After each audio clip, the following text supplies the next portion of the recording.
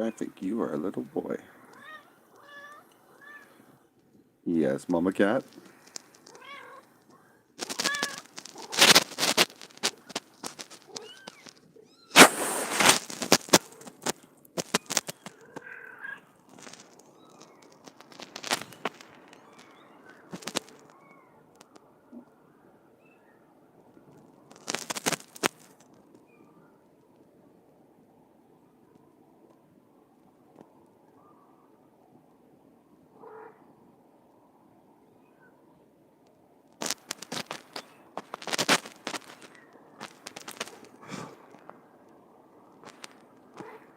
Meh. We're going to talk about kittens. We're going to talk about how cute they are.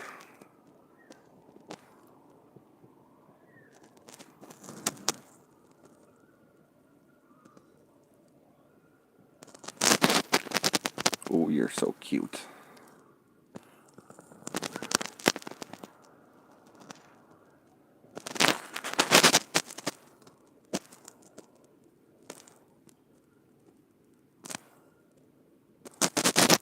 What do you want to talk about, little one?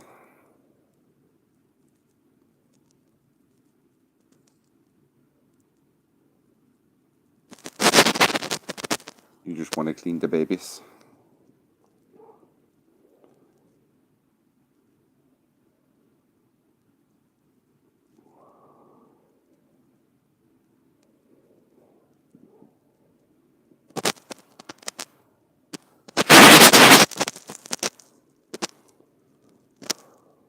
You're the cutest Mama Cat ever.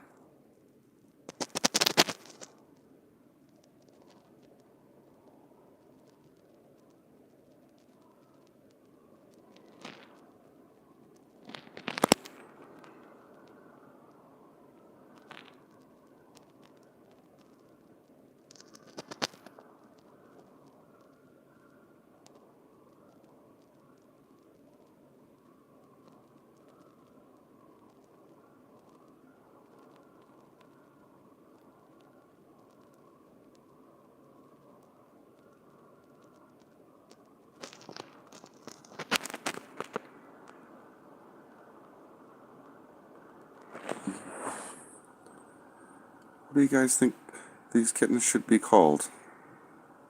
I'm not going to get to keep them, but they should have some cute names.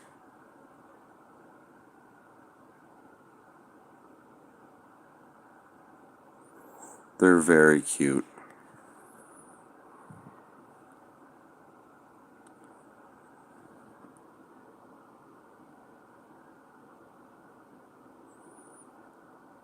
I'm going to have to put them up for adoption, though, is the sad thing.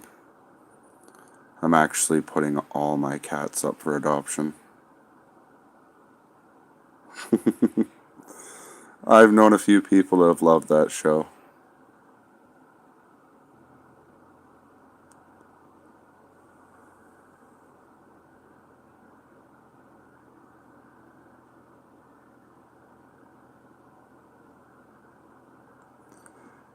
Yeah, my life has taken an unfortunate turn.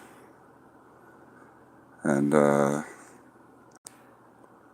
don't feel mentally stable enough or financially stable enough to be able to keep them.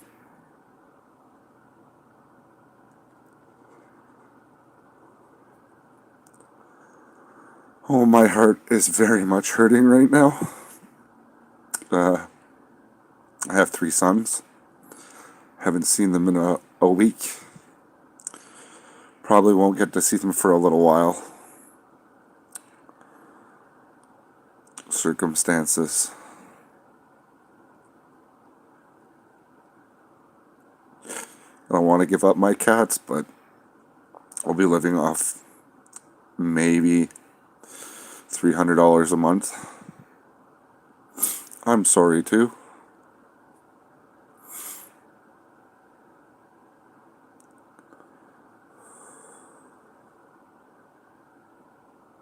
I love all my cats.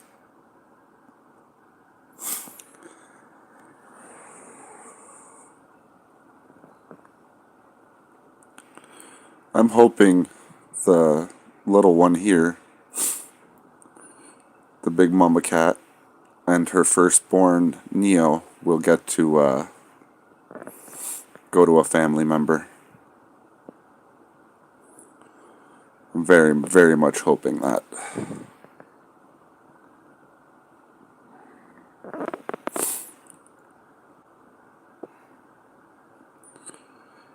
I'll take care of them for as long as I can. And hopefully they get to stay within the family, but worst comes to worst, I may have to adopt them out.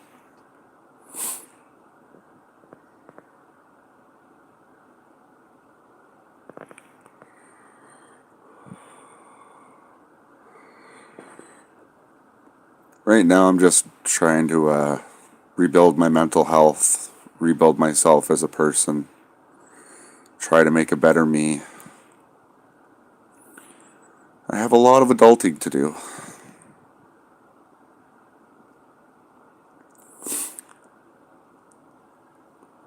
I was really hoping to make this channel like, a big channel, and I was hoping to do lots of different things, and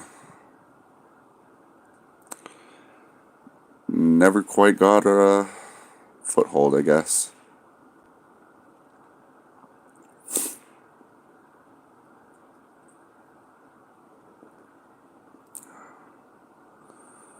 So right now it'll be me making live streams about these two little beauties until they get adopted, and hopefully they find the most beautiful of homes. I think this one here has already got a home. Mr. Orangey here, he's waiting for a home. Just in case any of my viewers are from Sudbury, Ontario, this little guy will be up for adoption in about 8 weeks. 8-9 weeks.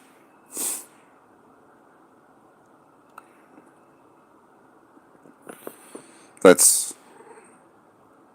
hopefully everything goes well in that regard. He looks just like the first born kitten that Miss Little One ever had. And we named him Neo because he was the only survivor from his batch. So I thought, Neo was appropriate.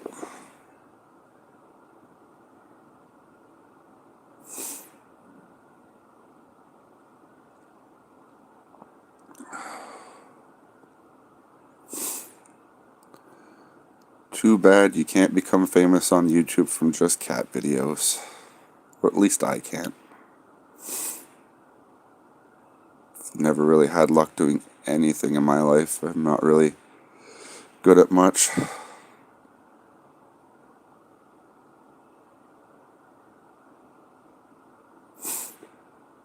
I try to do my best when it comes to cats. My 3 cats that I'm adopting out to an agent. Well, they're going to adopt them out, but they're going to help me do it. Is a place here in Sudbury, Ontario called Pet Save. Very good organization. They're always looking for donations and help. She is. I made her a very, very, very nice place to have her kittens, and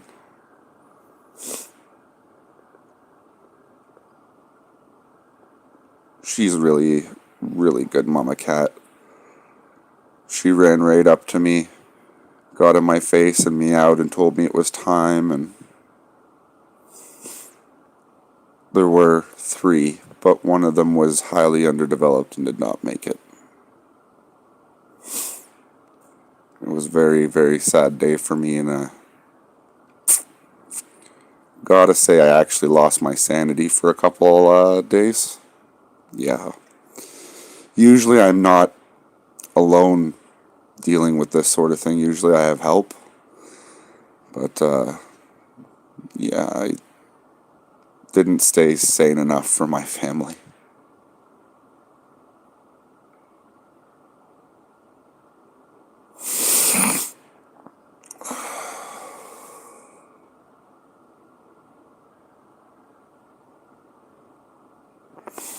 My sanity's a lot better now, but life can be hard, can be tough.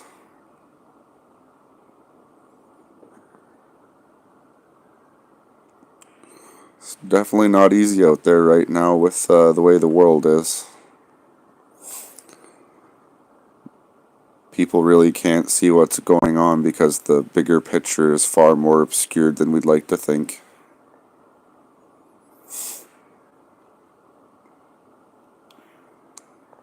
Just goes to show you, you get so far disconnected from your government and a lot of trouble starts to show up.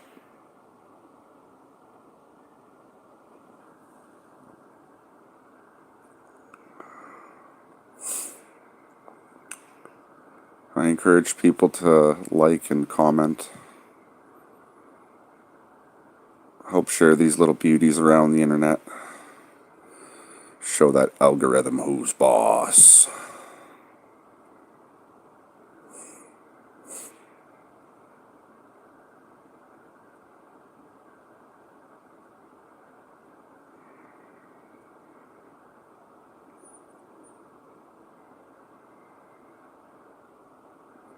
I'd love to see the YouTube live streaming platform be pushed more by the higher ups.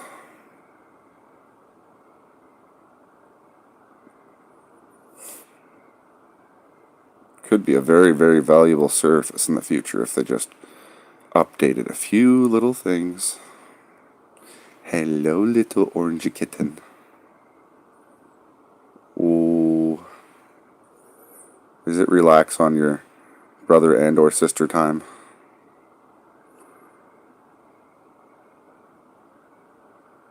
Oh, the belly.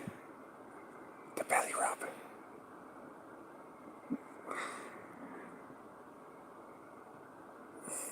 I know, they're so cute.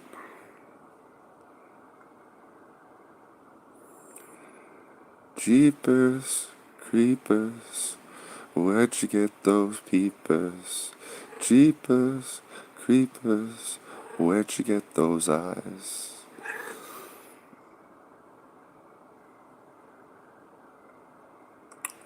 You're so cute.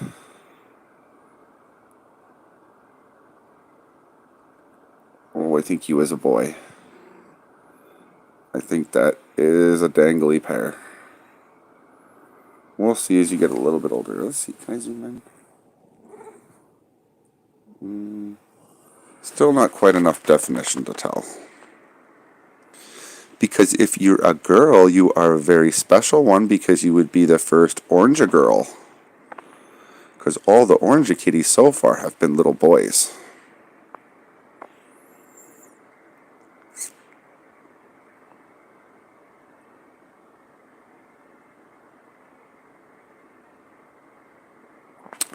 If money wasn't an issue, yeah, I'd be looking after my cats, but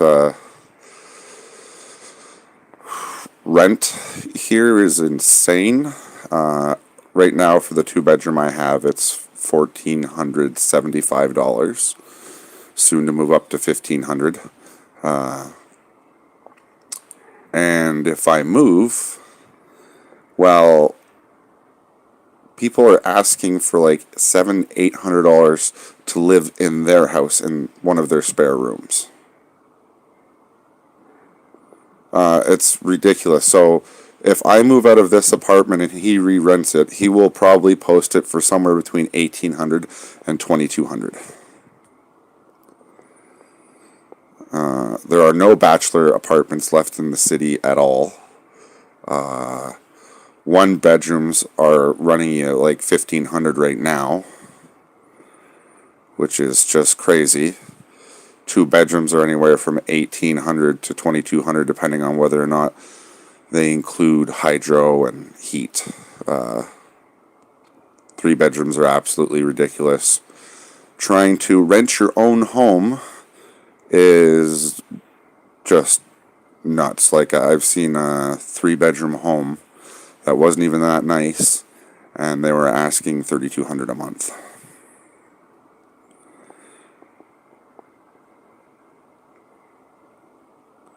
We have lots of landlords from Toronto that have taken advantage of the people here that have selling their houses and trying to get out of the market because they can't make a go of it. So they come here and they buy up all the available apartments. And there's one building that they found, I think it was originally a 3-bedroom house. The guy had chopped it into, I think, 10 rooms. And it was absolutely horrifying.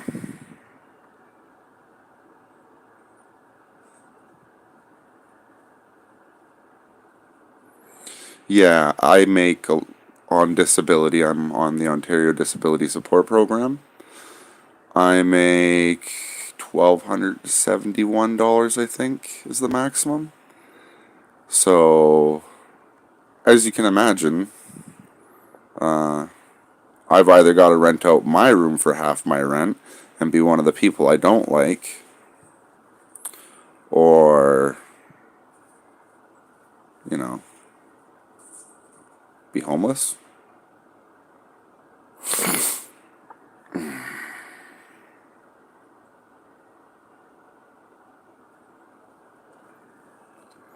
Right, little one?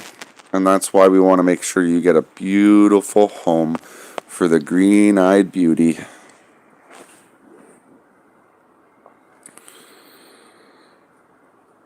The market in Canada is really messed up, and trying to find a place is really messed up. I was walking back from anger management the other day, and there was a lot of people living on the streets. One lady I walked by was picking up all her stuff because I guess her mother was going to come help her, and they got into a fight and threw all her stuff on the ground. Block away from that, somebody huddled up against a glass door where there was heat leaking out of a building, trying to make a makeshift sleeping area out of plastic grocery bags. Our park here is absolutely taken over. There's a park downtown. They hang out there during the day, sleep there during the night if they can. It's super depressing. The government really isn't doing anything fast enough to help anybody. And it's all in the pursuit of profit. I never want to make profit off my YouTube channel. I want to live a happy life. And if I ever make money off my YouTube channel, I want to use it to give my cats a good home. And anything beyond that, I'd really like to help the people out there. I think Mr. Beast's videos are great and all, but giving a house or a car to a pizza delivery driver, they were already pretty well off to begin with a job and everything like that. I think it'd be much more satisfying to help some of the people that are way less fortunate and really do have nothing. In Sudbury, it's especially bad. There was Dr. Fenton that exacerbated the opioid crisis here in Sudbury. A couple other doctors too, and they completely got away with it. The doctors of college and physicians really doesn't investigate without multiple people who are involved writing letters saying, here's our complaints, please investigate. So when Joe Blow, i.e. me, calls up and tells them all the information they need to know to pursue an active investigation, they refuse because I won't put it in writing and sign it and send it to them. And I refuse to do such a slow, painful, ridiculous process just to tell them that they need to investigate. My testimony over the phone and them sending me an email and me sending it back with an e-signature should have been good enough to start an investigation here in Sudbury about the oxy crisis. There was a lot of doctors who I said basically handed out prescriptions like candy, and created the crisis here. And then even at my local hospital, I was there not too long ago with my hip stuck, and I had to listen to a doctor and a nurse talk about letting a patient loose so the patient could go commit drugicide so it wouldn't be their problem.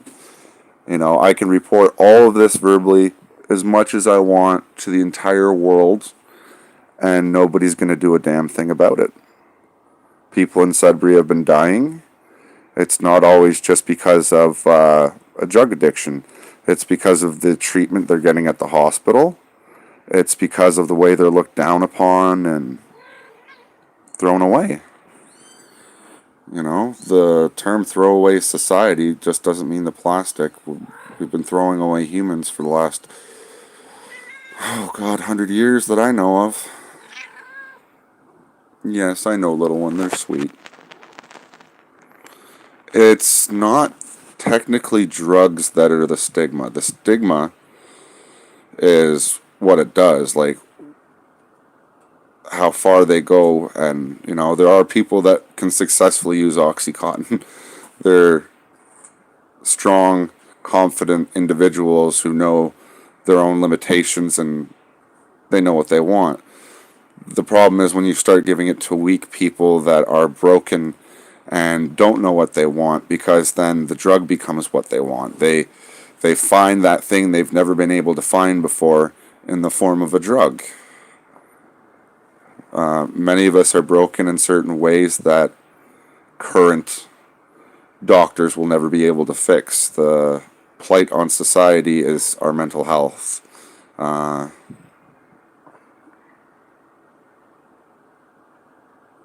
Yes, they're given a very bad rap in society because society has abandoned community. There's no sense of community left in the world as a whole.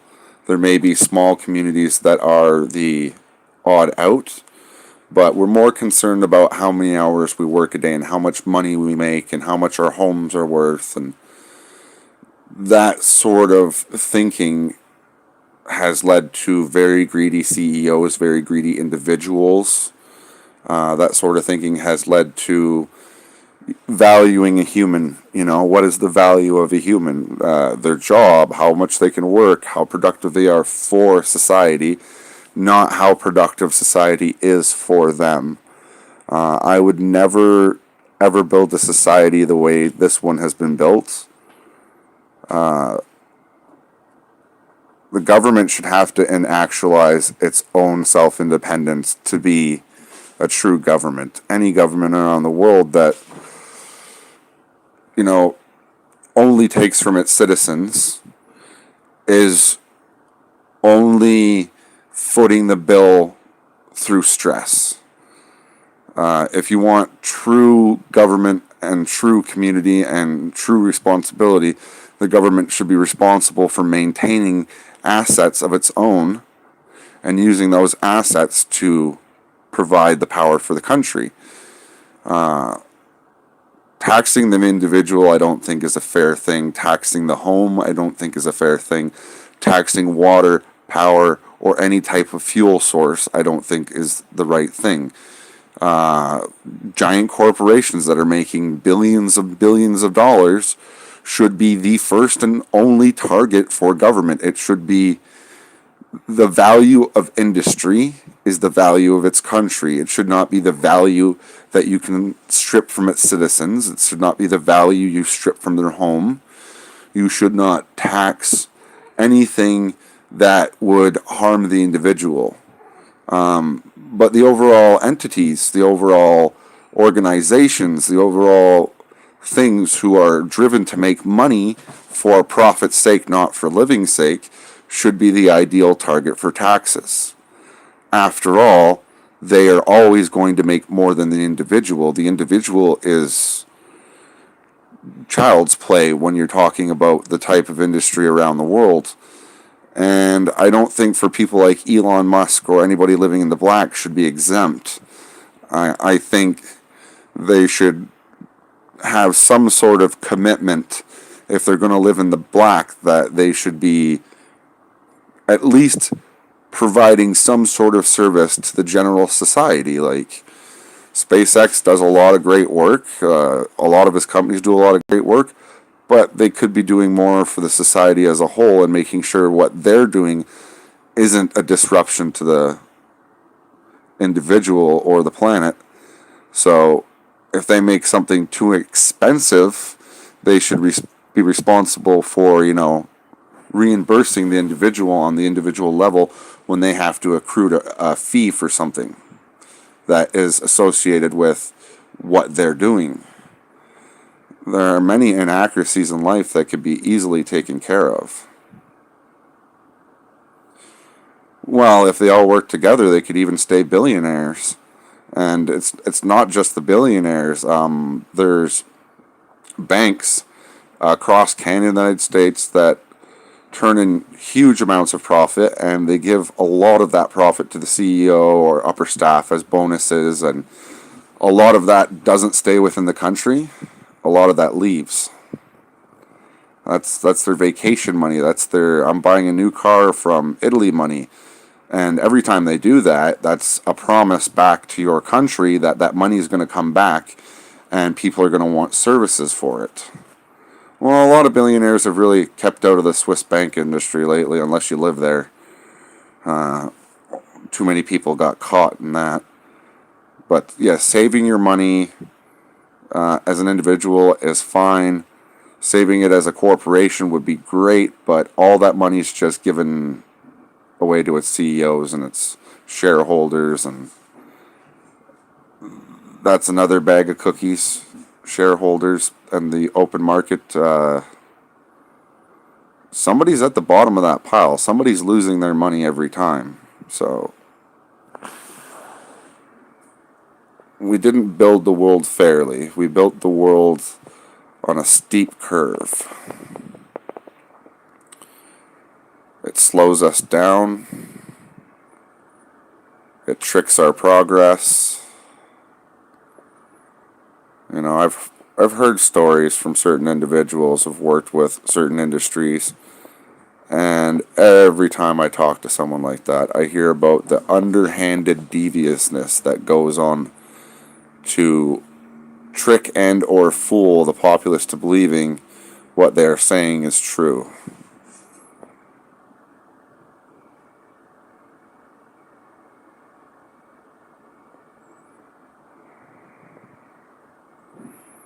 The fact of the matter is, we could be doing a lot more for our planet, for our people, for our friends, for our family, and even for our government.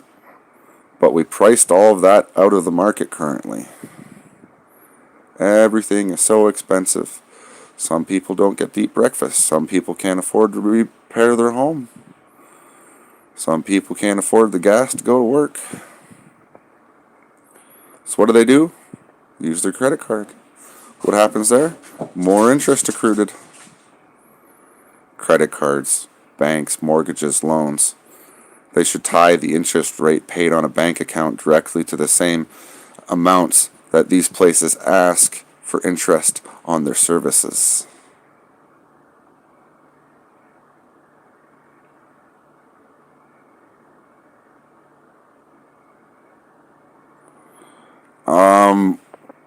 When everybody else started getting greedy. Back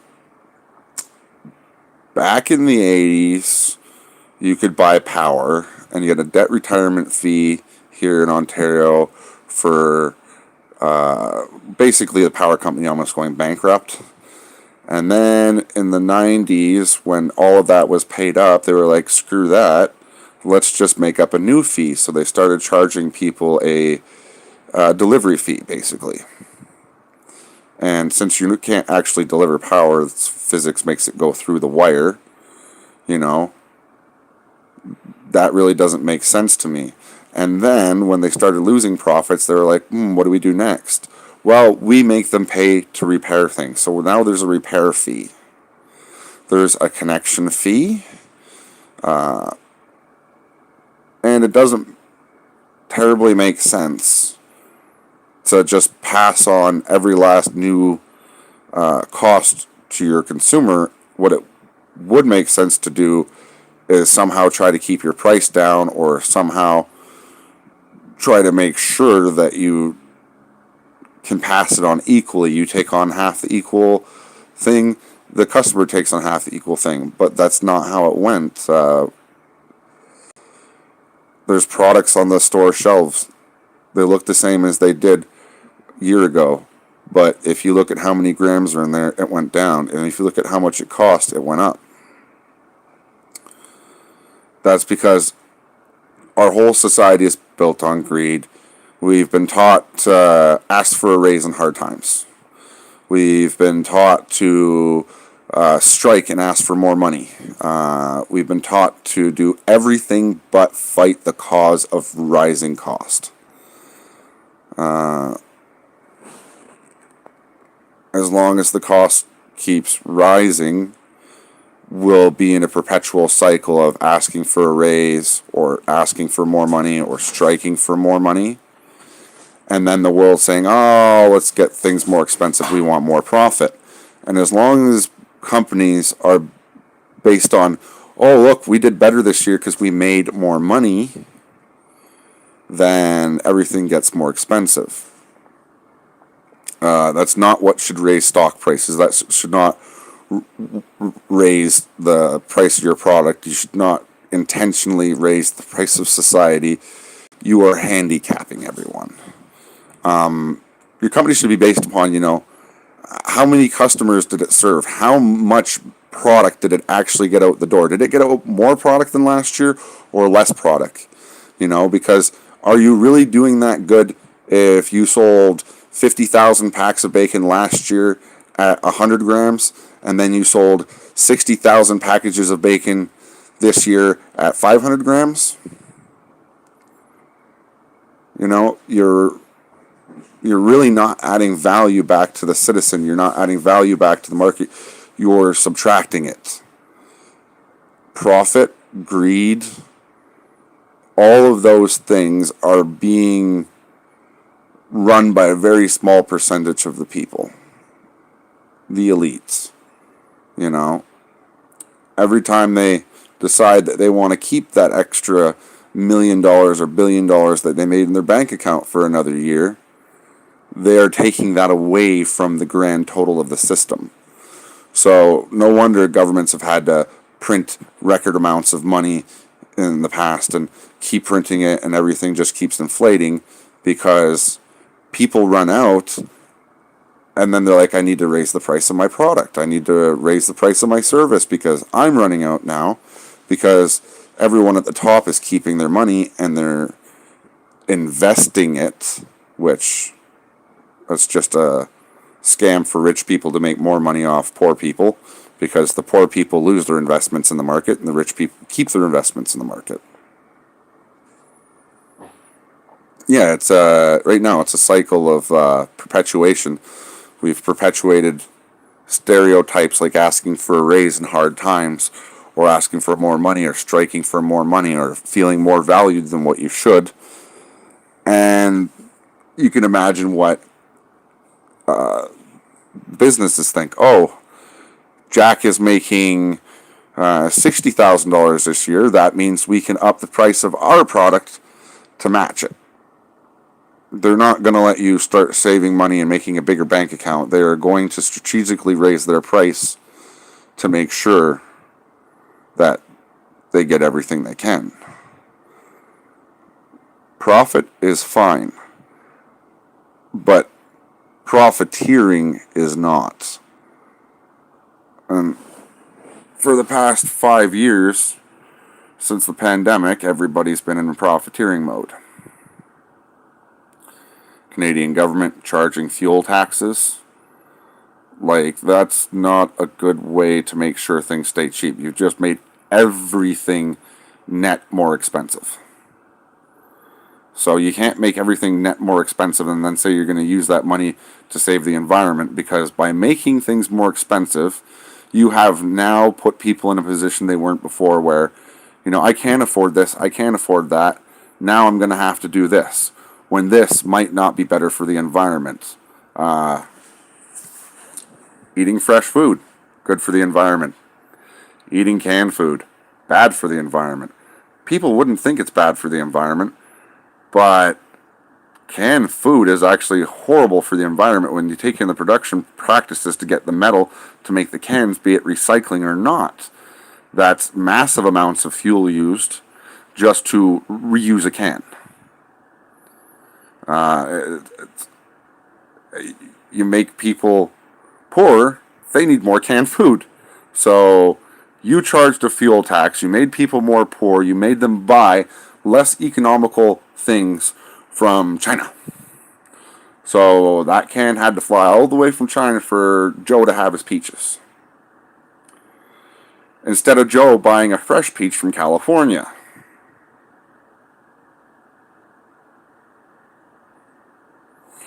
Yes, that's because we lack the inability to band together.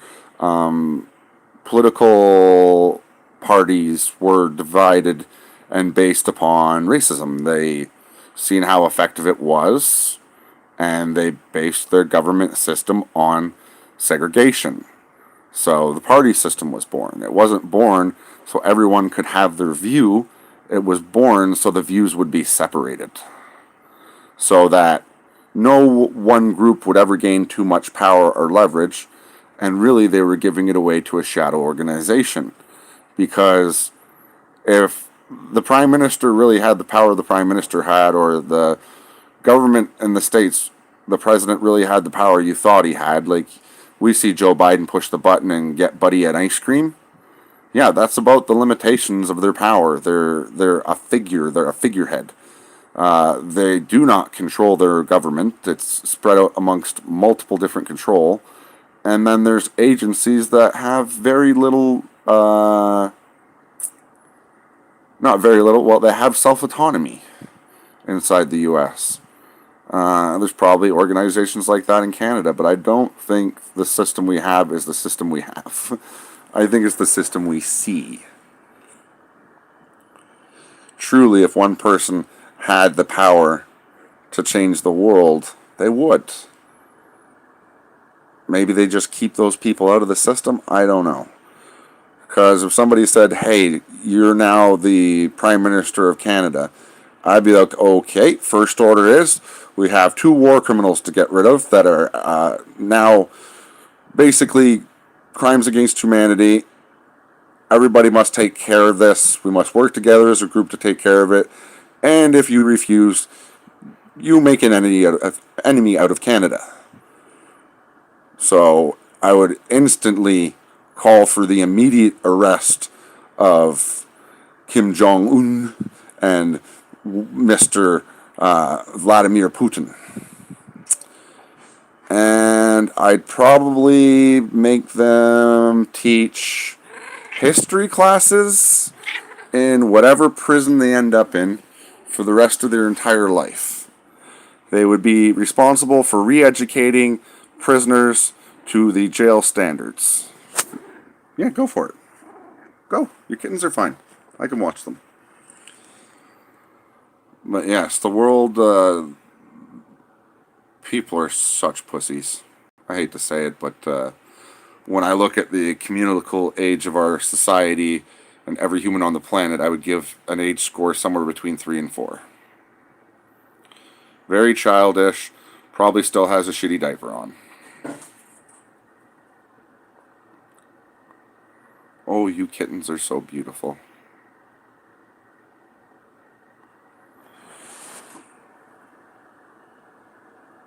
But there are so many problems, and government organizations and communities solve so few of them because they don't know what it means to start something and finish it.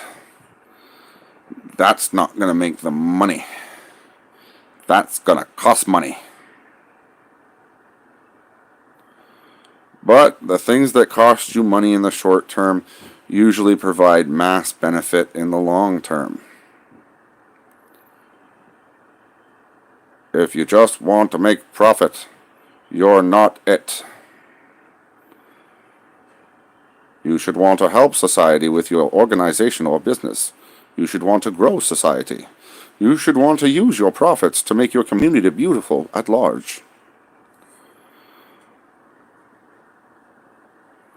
I'm sure right now if, like, the banks said, hey, any city we have a bank in, we're going to use 20% of our profits to help build homes. In 5 years, rent wouldn't be an issue. Don't rely on the government to do it, because they're going to build homes and they're going to give it to people who just want to gain the market. They don't want to have cheap rent, they want expensive rent. They don't want to help people, they want to help themselves.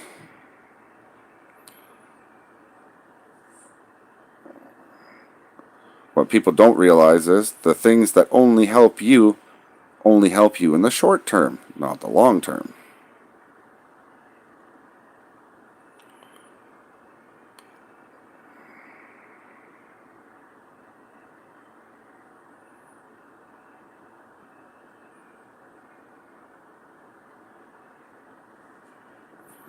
The COVID virus was a blight on humanity because nobody handled it properly.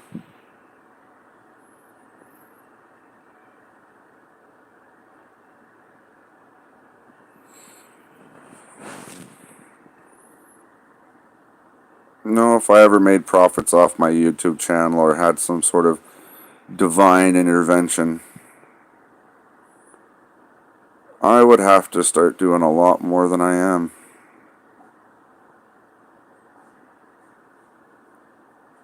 I've lived a really hard life and I've never really gotten good at anything. I have my issues. Everyone does.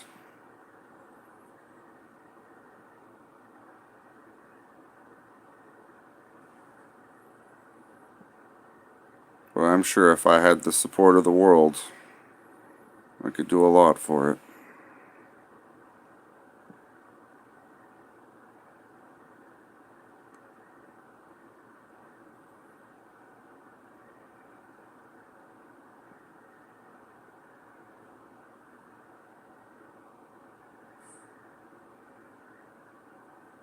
But as you see, my YouTube channel isn't very popular.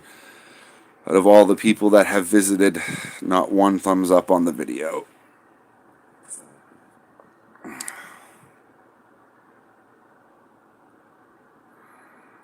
Oh, I envy cats too. I wish sometimes I was born a cat, but then I would have to contend with all the evil humans. So.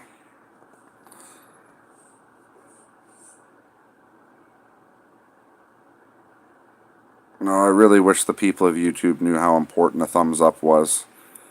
The algorithm, once you come view the video, gives a boost of X percentage of, like, it'll say, okay, somebody's viewing the video, we'll pump this out to X more people.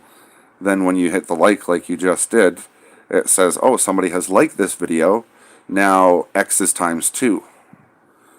Then when somebody subscribes to your video during like a live stream, that's X times whatever. They could use to boost those numbers a bit because it would only help their live streaming platform, but the real-time algorithm versus the back-end algorithm are quite different. But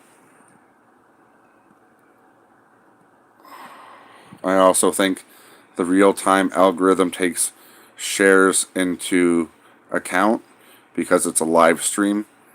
I don't know how much it pushes it, but yeah, it's basically they're trying to judge your happiness, you as a viewer, and then when it comes to watching like videos, every time you watch a video online on YouTube, be it live or not, it checks a little box or adds a number one way or the other, you know.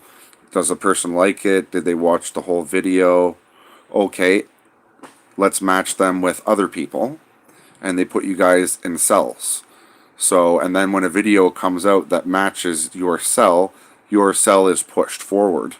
That's why for big important channels that have millions plus viewers, they think YouTube is broken because, you know, not all of their subscribers got told about their video at the same time, and that's because the algorithm has to go through millions of cells, and these cells could contain anywhere from 50,000 people to possibly upwards of 100,000 people, depending on the algorithms they're using, and that's what helps push information in and out to viewers, is basically How do we group the viewer? How do we group their interests? And how do we draw lines between their interests and the videos that are coming out? How do we pump new subscribers into a channel we think is good? Well, you know your viewer. So, and they know their viewer by only a few key statistics. What time of day you come on YouTube, what type of video you're watching, what is your average watch duration, did you like the video, did you subscribe to the account, and did you share the video? A lot of the other metrics just don't mean anything more than that.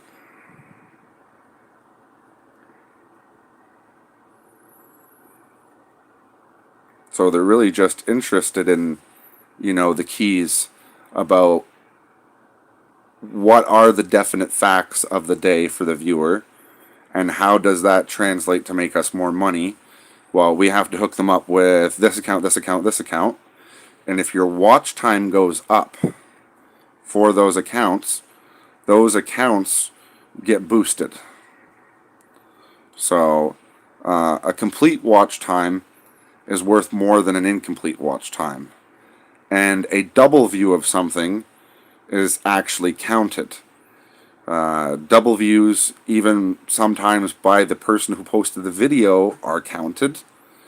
And it's part of YouTube's algorithm of, how did they enjoy the video?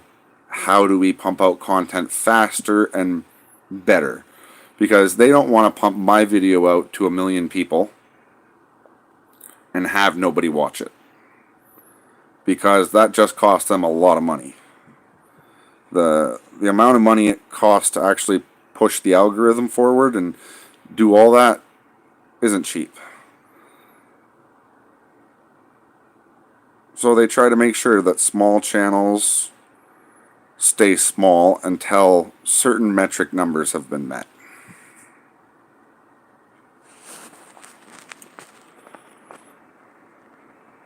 Oh, you guys are so innocent and sweet. I plan on making videos about these guys at least once or twice a day, if not more, live streaming as much as I can.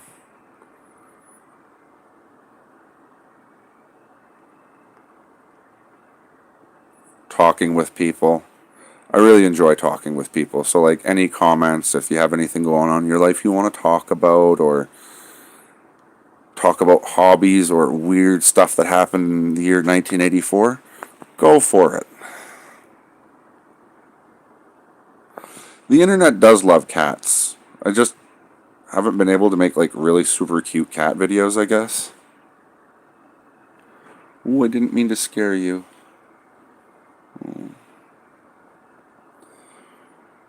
I've got to try to make some super cute shorts and stuff as these two grow.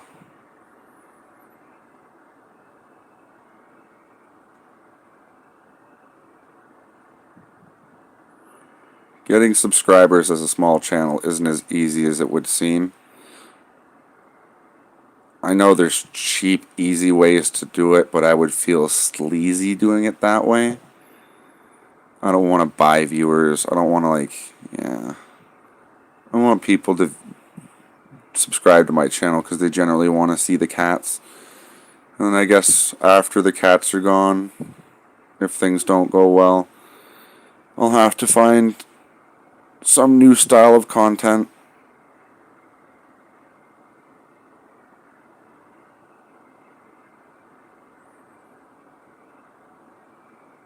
I've always been interested in the videos that Mr. Beast makes, but I would definitely have a very different style if I was ever able to do something so grandiose. I know I'd have to start small. But even then, living off like $300 a month, it's going to be hard. I was thinking about going over and next time I get paid, buying blankets.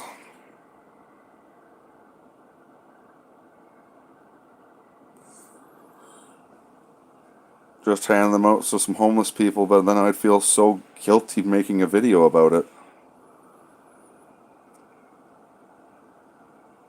You know, because I feel like I'm doing it for subscribers, and that's not the type of person I want to be. I don't want clout or to earn money off someone else's sorrows. You know, and giving a homeless dude a blanket or $5 for a YouTube video just seems so scummy.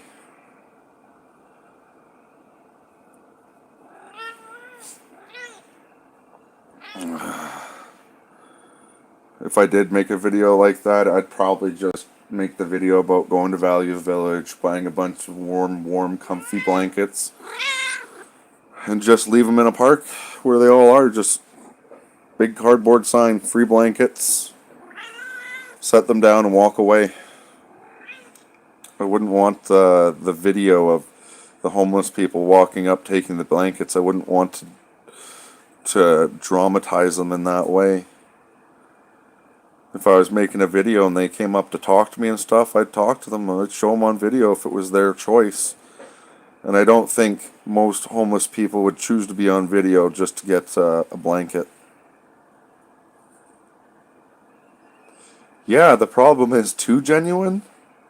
Throughout my whole life, I've always done so much for other people as much as I could that, well, I wore out my left hip. There's no pad left there. It's bone-on-bone contact. I've given away my last meal before. I've been in the spot where I didn't have anything to eat and somebody else needed something to eat, and I've given them away my last meal. As a kid, my friend's family used to struggle. I used to try to help them out. I used to try to do a lot of things. But like a lot of these people, it never flowed in two directions. It never came back.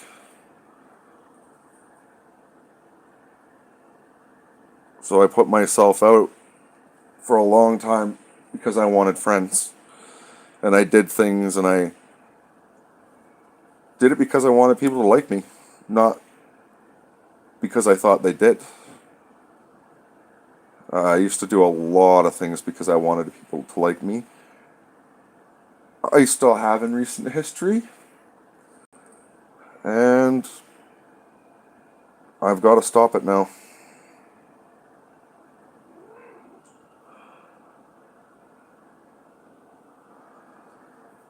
I've got to start doing things for me and the people around me that want me.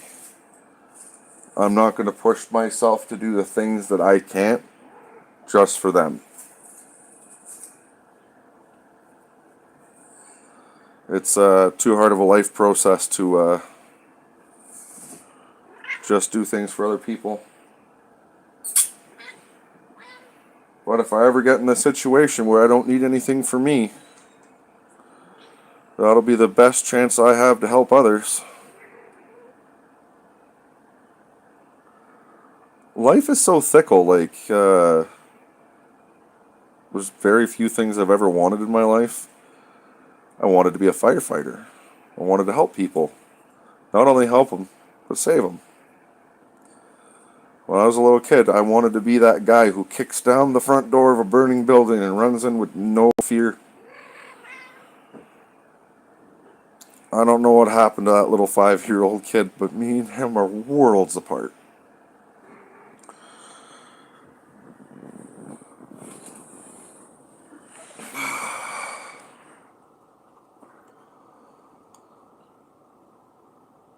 But I see how much good people like Mr. Beast do.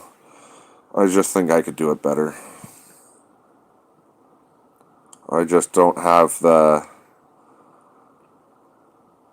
I guess, the same opportunity and drive as he did. At his age, when he was first starting out, we didn't have that. So, here I am as a grown adult, trying to learn something again. Trying to be something again. Well, since I really haven't been much, it's worth a try. Heck, If I could just break the 500 subscriber mark, that would be one heck of a milestone. And then I could start focusing on closing in on the 1,000. And then there's all the watch hours you need.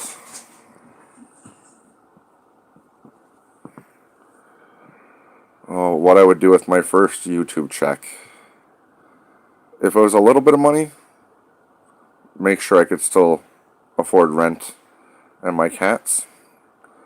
If I started making a lot of money, help everybody's cats. I'd probably, like, if I had a big YouTube check ever come in and it was like the first big YouTube check and I was well off, I think that's the first video I would make. I'd be like, alright, I need somebody with a truck. We need to go to Food Basics. We need to buy as much cat food as we can, and we need to post online who wants free cat food. You know, I'd have a heck of a time giving away cat food to people. Agencies, like, there's a one here, Happy Paws. I'm sure they could use lots of cat food. I'm sure the local pound could use cat food.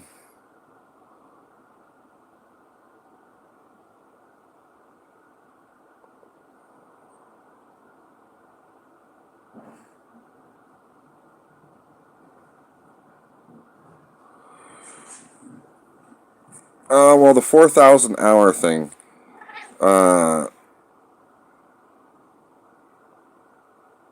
that's good. Donations are great. There are easy ways to get the 4,000 hours watch time, and some of it's just really, really, really, really silly, and it won't apply to all channels, but sometimes it's just simple as finding the really good stuff from the public domain. There are a lot of good movies and good things that are legitly public domain that you can upload to your YouTube channel and share with everybody. Whether or not you have the type of subscribers who are going to check in that is a different story, but I've seen channels out there that somehow have, 30,000 subscribers, and all they're doing is playing copyright-free music over the sound of rain and calling it calm and relaxation. I know they had to take a lot of time to build that audience up. Yeah, there's a lot of weird stuff out there that gets tons and tons of views, or previously got tons and tons of views. But, like, yeah, the watch hours is definitely a hard one. Technically, there's scummy ways to do it, because I've heard there's groups out there that you pay them a few $100s. They all turn on their machines. They go to one of your longest videos, and then they take the watch speed down to 0.5. Because it basically, it's not how much time passed on the video, it's how much time has passed. So taking the watch speed down to the slowest setting and watching an hour video makes it a 4 or 5 hour watch time. So I know there's organizations out there that have been doing that. And again, it's not one of the things I want to do, because it's only a short-term boost. And it does get you through the door. But if you're not making content that people are watching, you're still not making money. It's really broken. There's bot channels that are literally just people in other countries who have a lot of know-how and a lot of computer equipment running a channel and then filling it with bots just to get all the money. So some channels you'll see, there's probably some live streams out there where you'll see there's nobody commenting, but somehow there's still 3,000 people watching the video. That's because those 3,000 people watching the video are just virtual. They don't really exist. They're just computers hosting virtual copies of themselves with different login credentials that they've either stolen or purchased or made themselves. The people that make themselves, well, that's a lot of work to do it, but yeah, there's entirely bot channels out there that are making thousands and thousands of dollars off YouTube a month, where there's not actually anybody there. All the subscribers are basically fake, and all the viewers are basically fake. The only time you see a comment is people asking what the hell's going on. Why is nobody commenting? Who are all these people? What is this content? Oh yeah, real scammy.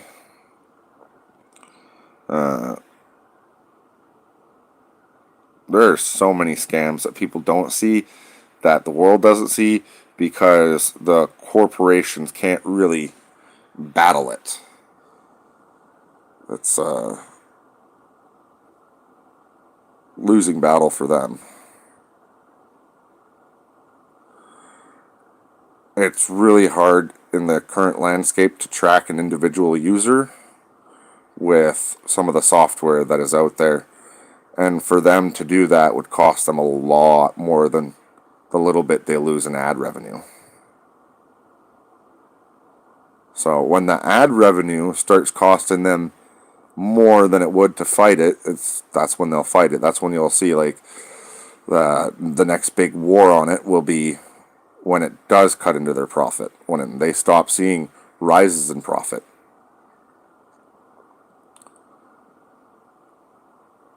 But for now, it is what it is. I don't want to do any of those underhanded things to get subscribers. The only thing I ever did was repost some of the Skippity toilet videos because I was watching Charlie and he was talking about how it was a hack and people were doing this and getting tons of subscribers. So I just wanted to see if he was right, and he pretty much was. But stuff like that's not worth doing because copyright claim, all that sort of thing can come into play.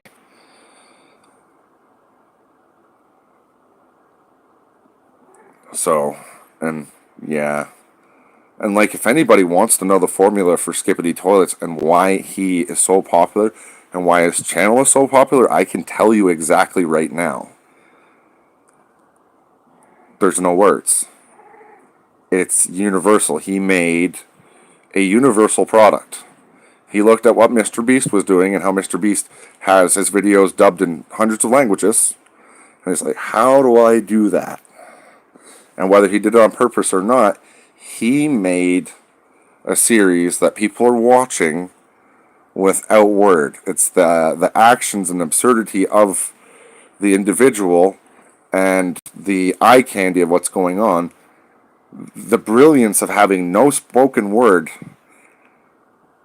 in such an epic tale like that has opened the door from one language to all language. It literally crosses any barrier because there's no barrier for language.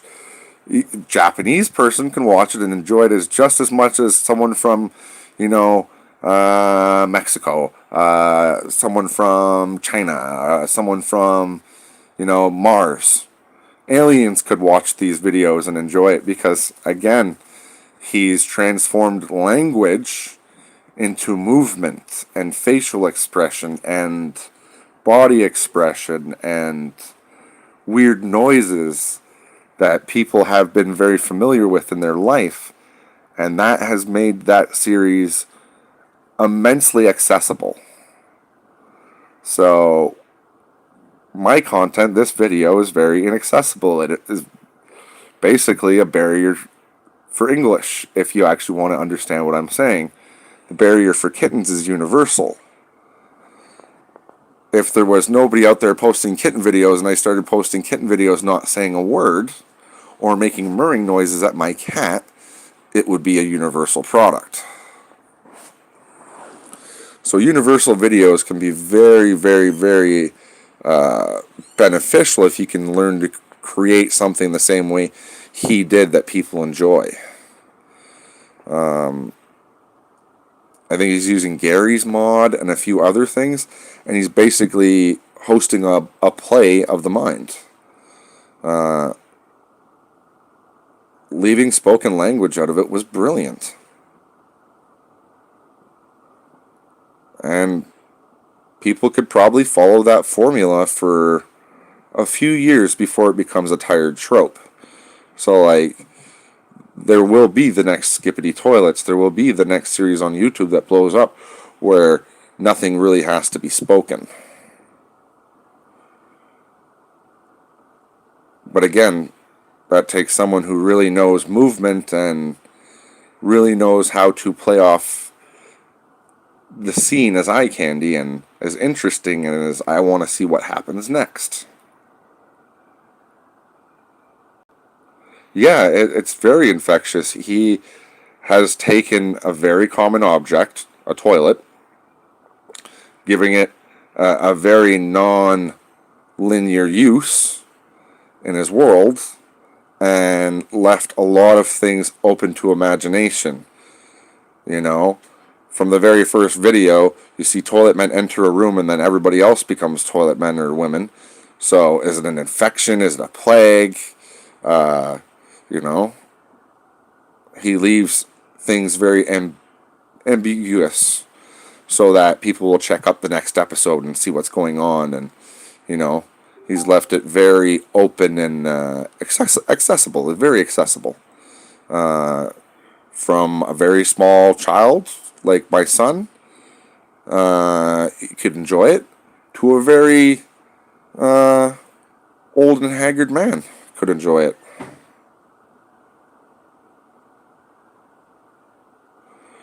Yeah, I see them as the speaker people. I don't know why, but all the speakers, I love it. I think they're the...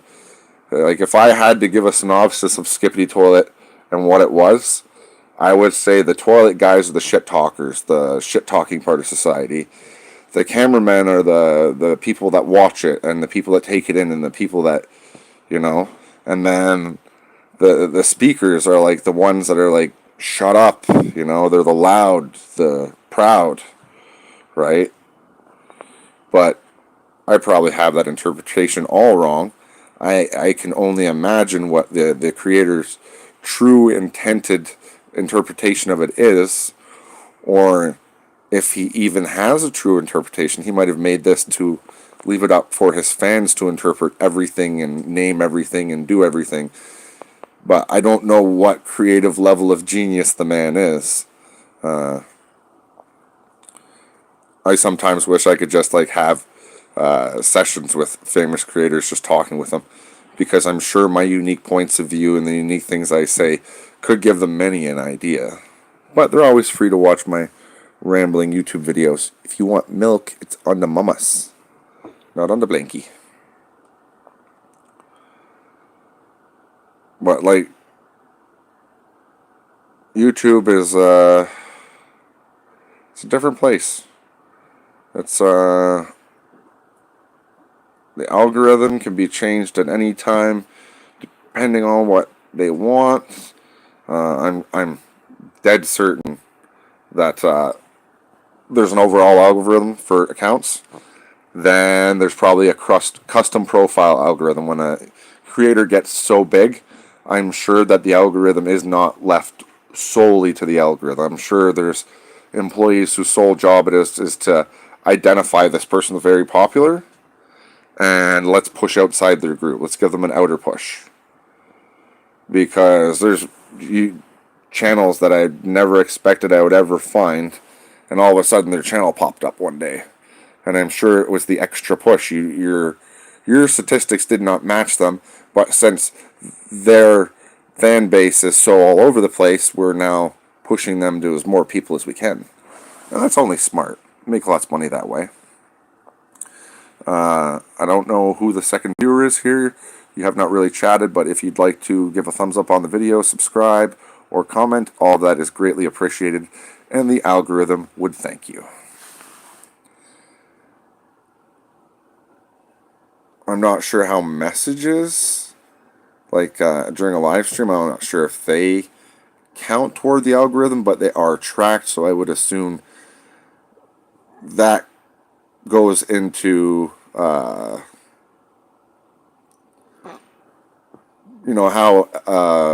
much the viewer is engaged.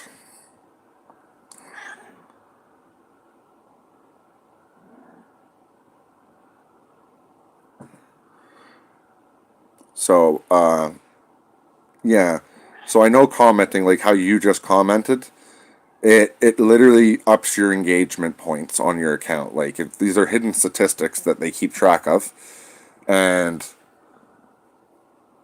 you'll get lumped with people that engage more, and that'll lump you with videos where people engage more. So I know for like that statistic has been very, very important to them with the super chat systems. Like, how do we make money off of people? Well, once somebody gets so popular, the only way for a person to stand out is with the super chat, and that makes us money. So I'm sure they love commenting, and I'm sure once you comment on a video, that statistic becomes very important to them because they can keep track of whether you're more likely to comment or to give a super comment or whatever they call it. So, do you want to be on video, Neo? This is Neo. This is YouTube, Neo. Say hi. This is the first baby born from Mama over 2 years ago. Oh, I know, buddy. This is what he comes and does most of the time. Comes and jumps up on me.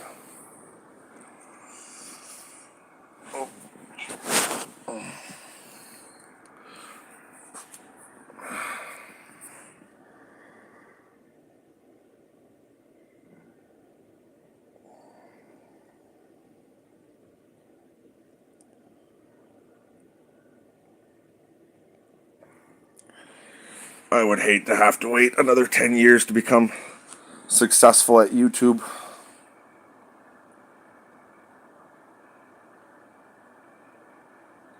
But right now it's me and a camera. So, and not really a lot of finances to spend making videos.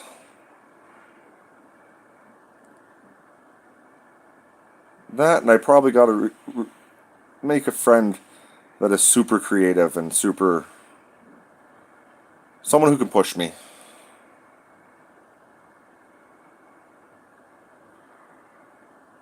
For now, I'll just try to push myself as hard as I can. Try to improve on things one step at a time.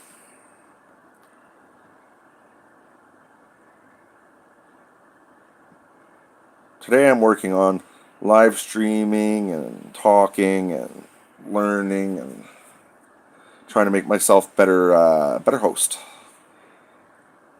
Oh my goodness, you clean that, kitty.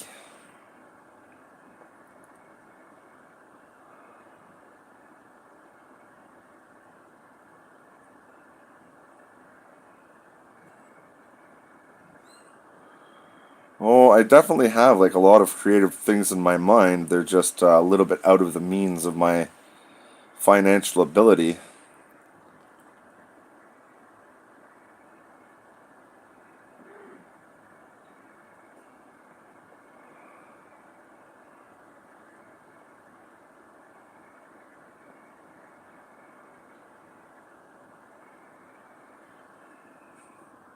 But like disability is so bad in this country. Trying to just to make a profit in this country is pretty hard.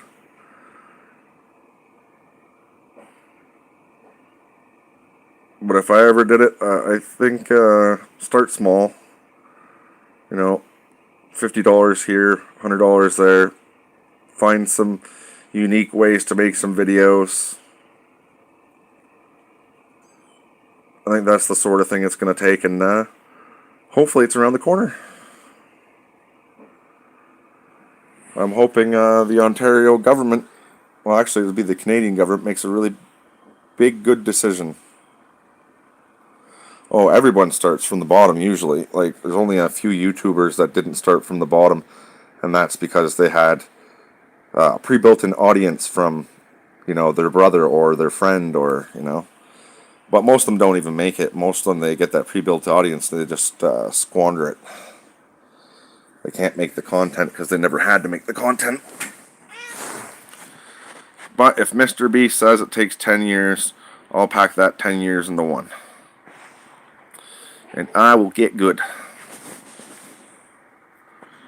I've seen lots of videos that I like to explore. So, and I think that would be a good series for YouTube. It'd be like an hour video, and it would be like, I watched this really cool video. I want to see what it actually took to do it. Go out, recreate it, but show it from the perspective of a person who wants to recreate the video to see, and learn.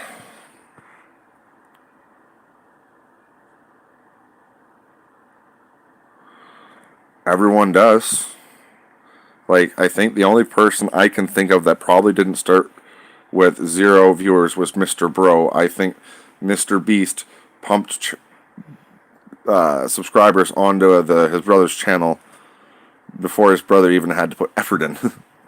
I think there's a few channels like that, but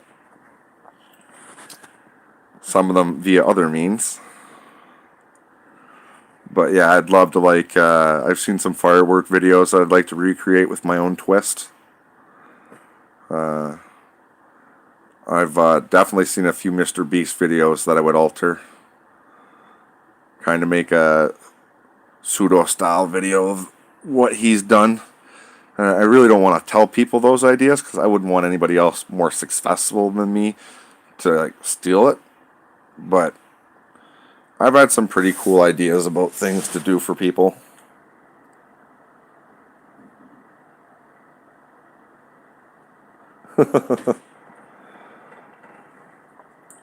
I'll find my fan base eventually. Oh, I had no idea she was even in the space. But then again, I never really paid attention to PewDiePie. The first time I knew he existed was from the South Park episode. I didn't think YouTube was ever going to be as big and profitable as it was. I didn't think mining Bitcoin was going to be profitable. Her own G Fuel flavor, Jesus Christ. If I had a G Fuel flavor, it would just simply be called Chaos, and it would just be stolen bits of G Fuel from all the other bottles. That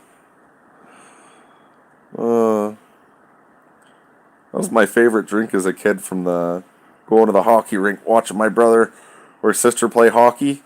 I'd go straight for the concession stand, get my nice toasty French fry and swamp water. And they'd be like, "What do you want your swamp water?" I'd be like, "Everything, please." They didn't have one pop I didn't like, so I don't know whatever happened to swamp water. Surprised that G Fuel doesn't have a mix bottle.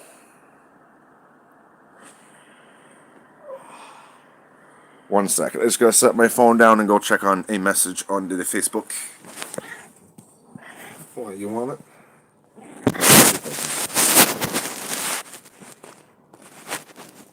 I don't know what anybody can see from that, but what's going on over here?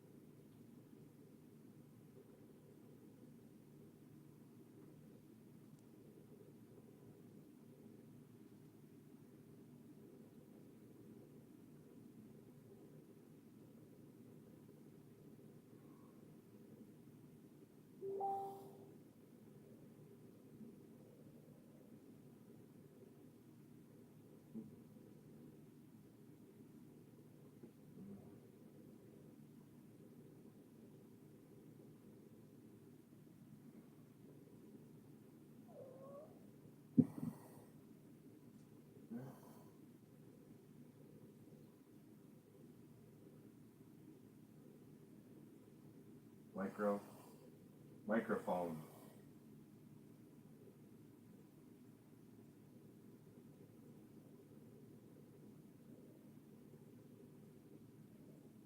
I have noodles and tomato juice and cheese.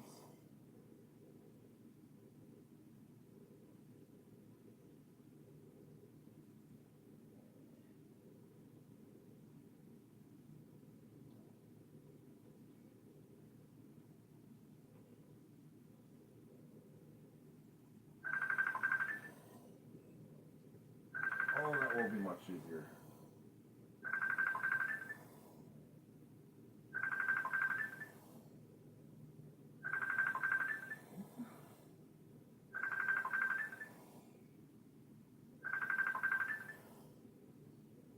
Hello?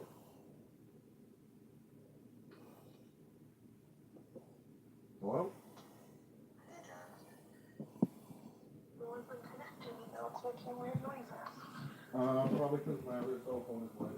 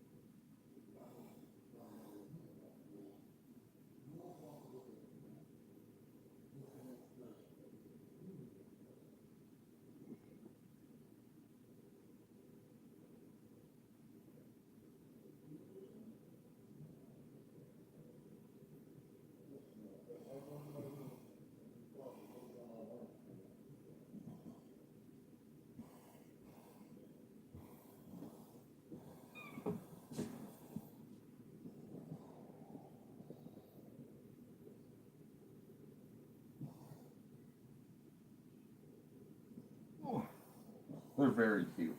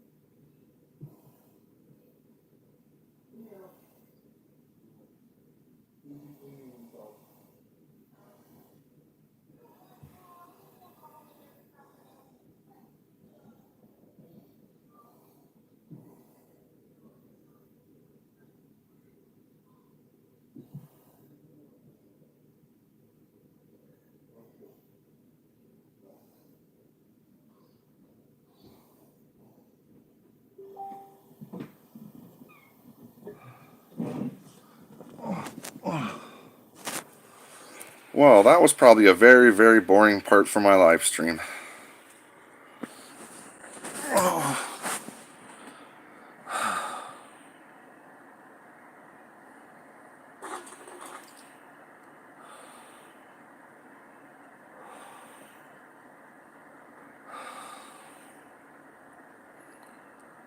I might as well end it here.